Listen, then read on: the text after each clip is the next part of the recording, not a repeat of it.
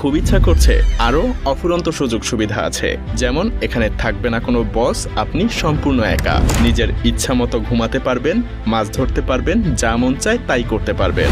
আপনার কাজ থাকবে শুধুমাত্র দেখা যে এই লাইট হাউসের বাতিটা ঠিকঠাকভাবে জ্বলছে কিনা, কখনো বন্ধ হয়ে গেলে আবার অন করে দিবেন।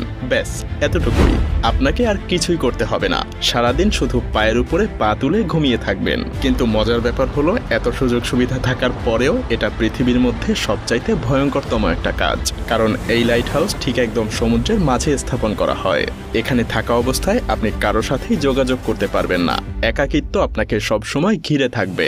আরো ভয়ঙ্কর ব্যাপার হলো, প্রায় সময়ই এখানে বেশ বড় বড় ঝড় হয়। সেই সব ঝড়ের তাণ্ডব এতটাই ভয়ঙ্কর হয় যে মাঝে মধ্যে সমুদ্রের পানি এসে টাওয়ারের উপরে উপচে পড়ে।